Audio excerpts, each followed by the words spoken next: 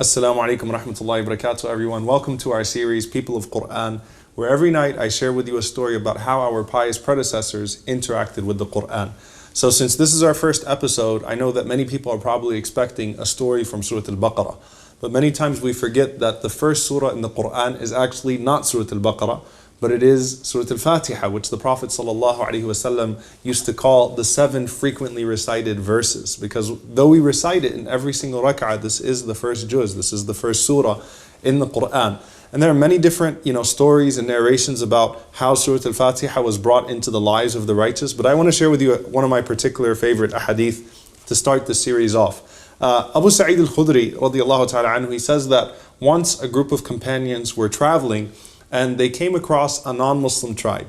And this tribe, they asked this tribe to host them, and this tribe was pretty harsh with them, and they told them that they weren't going to entertain them, they weren't going to accommodate them. In essence, they told them to be on their way. So Abu Sa'id says that, we felt kind of dejected. We took to the side, we decided we were going to just camp out that night, and then we'd move on the next day. He said, then the chief of that tribe was bit by a snake. So the people came to us and they said, هل معكم من دواء أو راق? Do you guys have any medicine, or do you have anyone that does ruqya, that can offer some sort of cure for our chief? So Abu Sa'id says that we responded and we said to them, إنكم لم تقرونا, that you guys did not host us, you didn't entertain us. And he says, وَلَا نَفْعَلُ حَتَّى تَجْعَلُوا لَنَا جُعْلًا. We're not going to do anything until you guys pay us. Meaning, had you hosted us and took us in, we would have done this for free. But since you rejected us and we had to spend the night, away from your tribe, and it was a difficult situation, then we'll do this only if you give us some money. So they agreed. So they said that, if you do this, then we'll give you a flock of sheep. So Abu Sa'id radiallahu ta'ala anhu, he says that one of the companions went to the chief. He says, فَجَعَلَ يَقْرَأُ بِأُمِّ الْقُرْآنِ وَيَجْمَعُ بُزَاقَهُ وَيَتْفِلُ. He said that this companion started to read al-Qur'ani, the mother of the Qur'an, the mother of the book, which the Prophet ﷺ called Surah Al-Fatihah.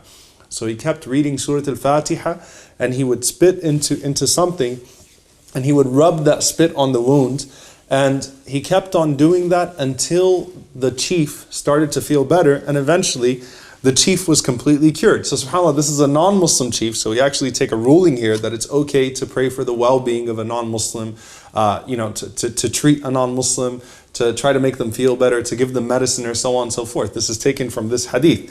So Abu Sa'id radiallahu anhu says, after he did that and the chief was cured, obviously they happily went and they got a flock of sheep and they gave it to the companions. But the companions said, well, wait a minute, is this halal for us? They said, لا نأخذه حتى نسأل النبي صلى الله عليه وسلم. They said, look, we appreciate you guys offering this flock of sheep to us now, but we're not going to be able to take it until we go to the Prophet sallallahu alaihi wasallam and we ask the Prophet sallallahu alaihi wasallam if it's permissible.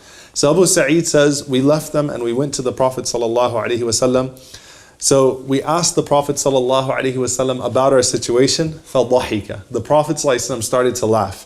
وَقَالْ وَمَا أَدْرَاكَ أَنَّهَا رُقْيَةٌ. How did you know that Surah Al-Fatihah could be used to cure somebody? Meaning, I never taught you guys that Surah Al-Fatihah could be used as a physical cure.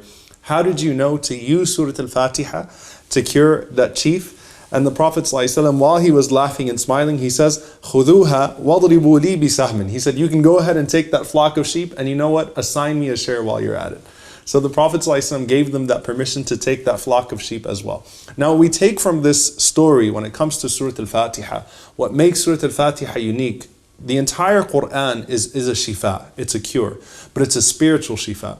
Surah Al-Fatihah is actually one of the few portions of the Quran that we can actually recite on ourselves when we're sick, recite on our children when they are sick, and we hope that Allah subhanahu wa ta'ala would bring about a cure through Surah Al-Fatihah. So we ask Allah subhanahu wa ta'ala to raise us with Surah Al-Fatihah and to make us people of Quran. I'll see you next time inshaAllah ta'ala on People of Quran. Jazakumullahu khairan. Wassalamu alaikum wa rahmatullahi wa barakatuh.